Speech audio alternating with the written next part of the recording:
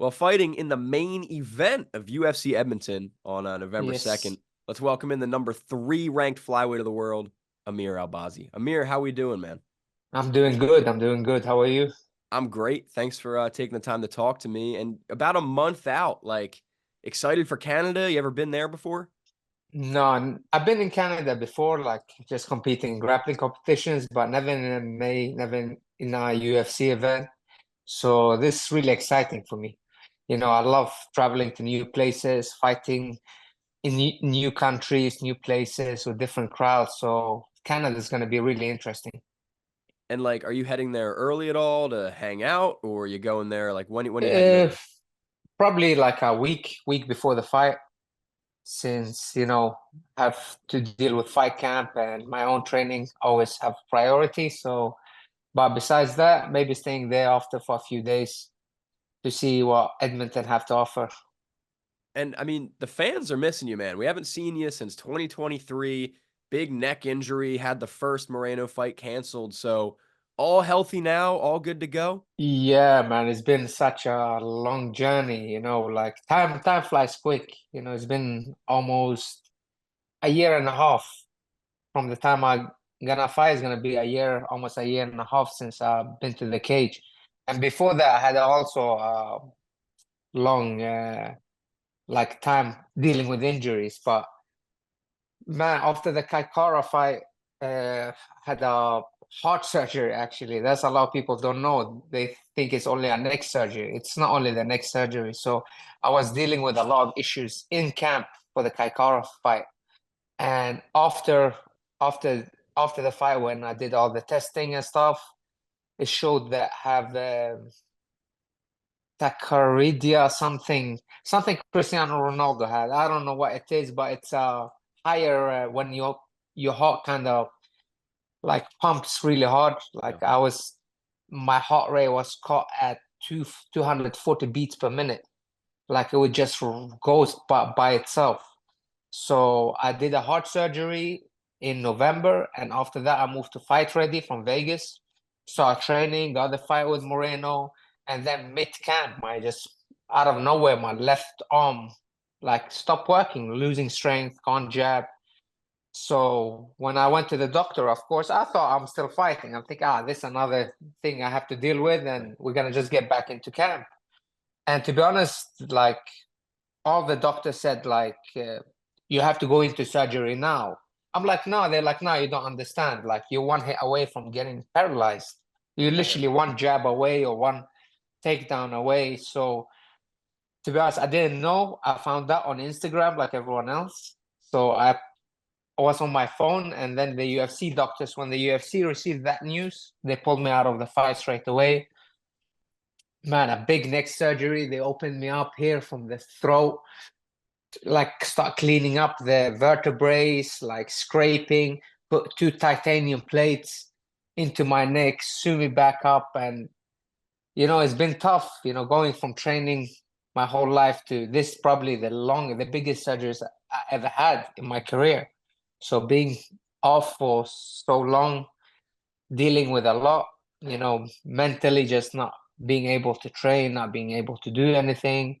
But as soon as I could like jog, move my body, all my coaches, training partners know I've been in the gym since then. I've been in the gym since I could move my body, and I've been working towards the next fight. So I have a lot to show November 2nd. Well, I'm very glad you're healthy. That sounds like some serious stuff, and I imagine that was no fun to deal with. So very glad you're healthy now. And this also has kind of been something that has plagued your UFC career. Like you got 5 fights, but 7 cancellations between you and opponents and just whatever happened. So like, how frustrating has that been overall? Yeah, to be honest, very frustrating. Out of like, when you have a fight planned, everything is, going well, you think, then all of a sudden life hits you. It's exactly like everything else in life, not only with sport, but life hits you from different angles. And I just have to kind of roll with the shots, to be honest. That's the only thing that been keeping me sane. I have a belief in God. I think God's plan is the best plan. And I just keep working. I keep working towards the same goal I started this for, to become a UFC world champion. And I'm so close. So it just hurts a bit more because I'm so close and I get these kind of stuff that comes in the way. Like just watching Steve Erzik fight for the title against Pantoja, I felt it a bit. I'm like, that could have been me, that could have been my shot for the title shot. But I'm here today, Moreno is next. I think Moreno is a great matchup for me. It's a great test. If I beat Moreno, no one can say anything. He's a former champ. He's been proven against many, many opponents. So this will be a very good showcase. Was there any talks of this fight ever going down at the Sphere, being that Moreno's Mexican? Like, I feel like that would have been perfect. Like, would you have preferred that? Yeah, so I was cleared already in the end of July. So I've been asking the UFC. I told them that I was ready, like since I could train in end of July, that I would be ready for September, late August, September, anytime. But I didn't hear anything. The first name I heard was Moreno in the Sphere, and I said yes. But I think he had some injuries or something that he couldn't make it to the fight, and they pushed it back to October. I said yes again. And then they said he can't do October. So I'm like, hey, give me anyone really. Like I need to get back to fighting. And then they talked about this card November, and I said yes. I'm Whenever, right? just yeah, right. My situation right now, I haven't fought in so long. I just want to get back to fighting. I need to remind people who I am and what I can do in the cage. That would have been a good one to get in the Sphere. But Yeah, hey, definitely. I think they'll be back to the Sphere. Dana says they Yeah. won't. I think they will. But tell me a little bit about Fight Ready, man. That was a big move for you, and you got Henry Cejudo, who I talked to recently, and I know he's really been putting that coaching hat on in that gym. So, like, what's it like working with him and Fight Ready? It's been great, to be honest with you. I moved from Vegas. In Vegas, I was training, but kind of ran my own camp a bit, like everyone else do in Vegas. So coming to Fight Ready, having the coaches here, like Eddie Cha, Santino, and Henry, like just having the whole team focused around you, like individual, like the training is tailored to you, what you need, and it's just been a game changer. And that's what I'm gonna show on November 2nd. You guys gonna see something else. And I've always been training the hardest. All my coaches can vouch for it. My training partners, and I take pride in it because I notice in this game a lot of people talk the talk, but they don't walk the walk. I've been training a lot now in the States with a lot of people, a lot of high level names, and now I really know how much I have to bring to the game.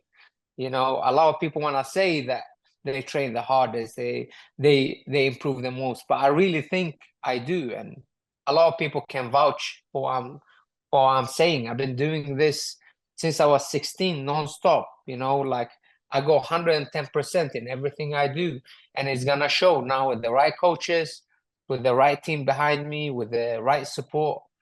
Just sky's the limit. I know I'm gonna get that belt. It's for a fact, I know I'm gonna get that belt. It's just a matter of time. Is Henry Cejudo coming with to be in the corner? Yeah, he may be coming with. We're gonna have to see about that. Hey, But yeah, if he's gonna look into some stuff, where he's free, he's definitely gonna be there and support. former flyweight champion coaching you to become flyweight champion. I love the storyline Yes. there. But let's talk Brandon Moreno here a little bit. You already said your thoughts on him earlier. Seems like there's some mutual respect between the two of you. Is that safe to say? Yeah, I actually trained with Brandon Moreno when I just got to Vegas. When I just got to the States, I trained with Brandon probably for a month or so while he was preparing for Davis and Figueredo. You know, I have nothing bad to say about the guy. It's all respect. What he's done for the Mexican people is what I want to do for the Iraqi people. So how can I hate on that? I respect it. And he's a good guy, but it's my time now. That's how I see it. We all want to be champions. For 25 minutes in that cage, we're gonna be enemies, but otherwise we're good friends outside of that. But during the fight for 25 minutes, it's no friendly time. It's all. he's gonna be my enemy for 25 minutes. So, but I respect him. I respect what he's done to his people, but I want to do the same. I want to do that to my people. So, if I have to go and, knock you out or choke you out, I'm gonna have to do what I have to do.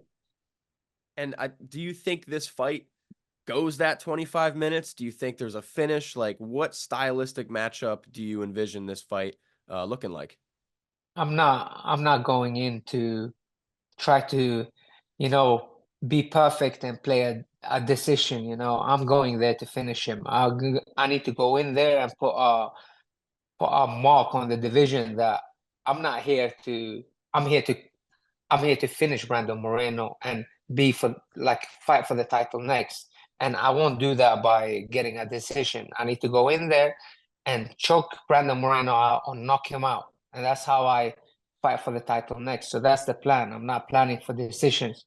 But like we all see, like when two high level guys go in, it's easier said than done. So I hope he brings his A game. I'm gonna bring my A game, and it's gonna be a fun night. And you've been talking about how hard you've been training. I just saw like very recently, I guess Brandon did like an event with Mark Zuckerberg or something. Did you see any of that? Yeah, yeah.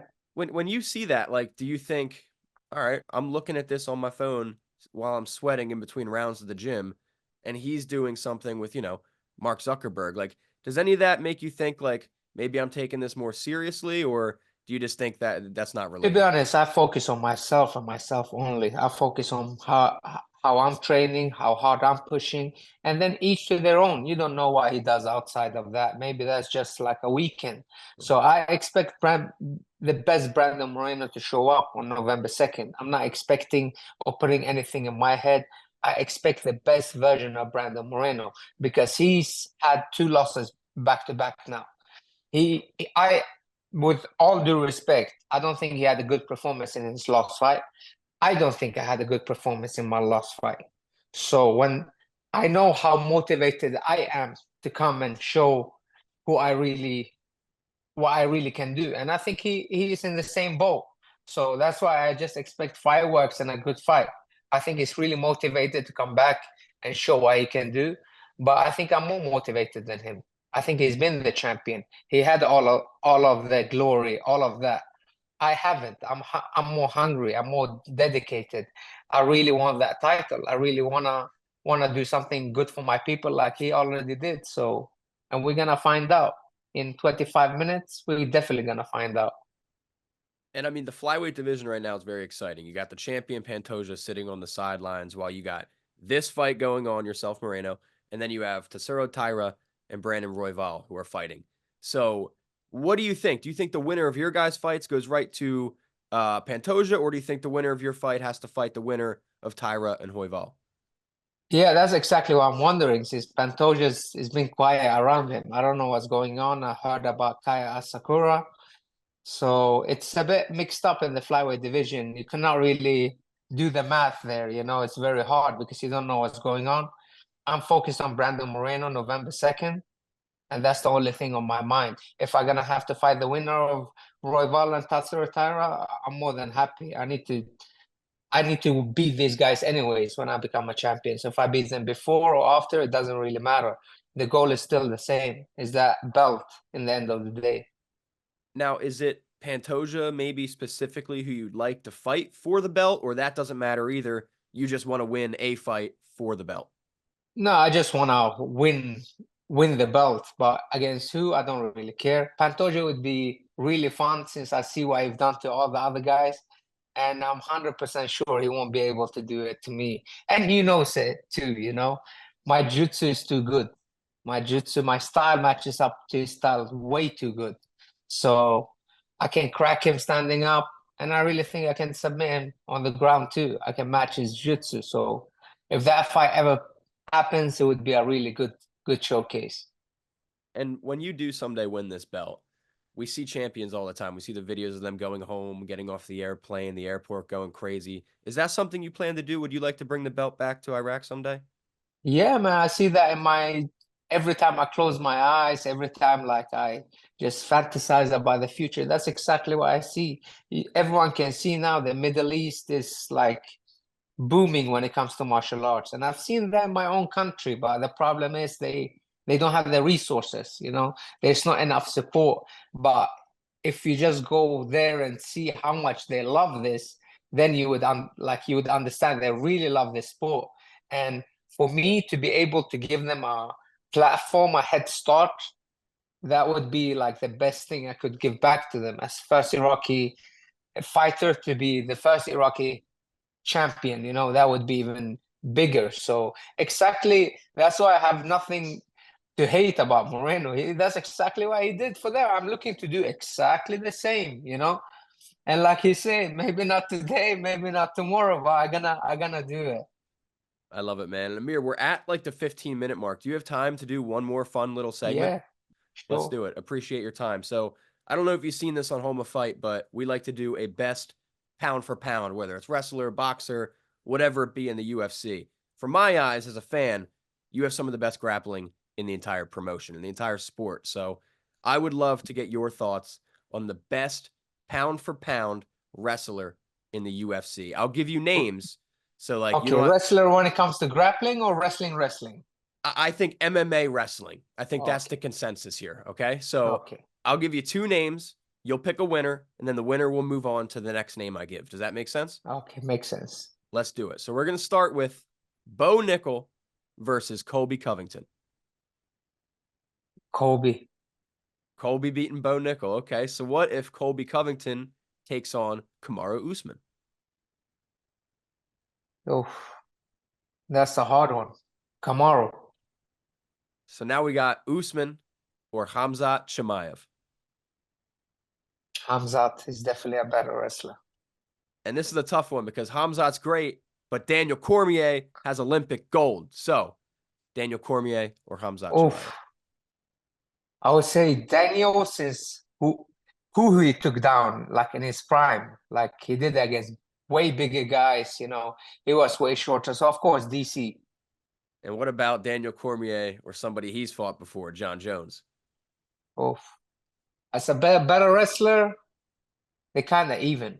But for me, the best two wrestlers, if I can put in two names in there, is Habib and GSP. Those for me are, when you look at wrestling, there's no one else that did what they do. Very, very different styles of MMA wrestling, but both are geniuses in their own way.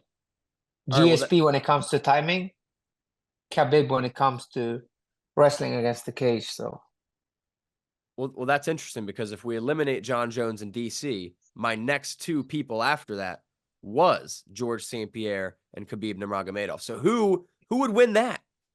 You have to pick oof. one. Man, this one is a really hard one. Really hard one. I would say GSP, actually. I think that's the fight the real test for Habib. Because GSP, like, I grew up watching GSP. So watching that and watching Khabib, it's a hard one. Depends where the fights end up and what strategies they go in. That's why MMA is so fun. Really depends where they go, but it can go either way. But I'm a big fan of GSP. I've been for a long, long time. I watched him before he became champ. I grew up watching him fighting, so that's always gonna have a special place in my heart. So maybe I'm a bit biased. Well, before we settle on GSP being the GOAT, I got to give you a couple more names to see if I can change your mind. So Okay, what if GSP has to take on Islam Makhachev? nah, GSP. All right, what about GSP or somebody you're about to fight? Pound for pound, same size, Brandon Moreno. GSP. Could Mighty Mouse take on GSP? If they were the same size, Yeah, pound for pound. yeah. I don't know. GSP kind of have the full package, not only when it comes to wrestling. He's just too smart for this game. The more you look into GSP, the more interesting it becomes. So it's not only skill for skill. I'm seeing it as a whole. So GSP moving on again, two more names, and then we can declare it. Okay, Okay. GSP or another Olympic champion, Henry Cejudo. Henry, I know you're my boy. But definitely GSP for that one. All right, last one, GSP or Amir Albazi. Amir Albazi. Amir Albazi, best pound for pound wrestler in the UFC. Yeah, soon. Nah, but GSP definitely the only one that can compete with when it comes to like as a fighter, I think is Demetrius Johnson and John Jones. So those are your three goats: These, Mighty Mouse, John Jones, yeah, GSP. But GSP yeah, is the pound for pound best wrestler, right? just biased because I like him, but otherwise they've all been tested in their prime, before their prime, against many guys we thought, oh, this is the next guy that gotta beat this person, and they proved us otherwise. And that's why I consider them as the GOAT for such a long time, not only for a few years, but actually being on the top of the game for so many years, including John Jones right now. Hard to disagree with that, man. And Amir, again, I Yeah. appreciate your time. Before I get you out of here, anything you'd like to say to all your fans across the world? Thank you. I want to urge you guys to tune in for the next fight. I know it's gonna be a banger. I'm gonna come in with new weapons, so make sure you tune in and get your tickets. Canada, here I come. A year and a half off, I'll just call it what it is. It's the return of Amir Albazi, Yes, UFC yes. Edmonton. Amir, thank you so much, man. Best of luck, best of skill. Kick some ass, all right? Thank you.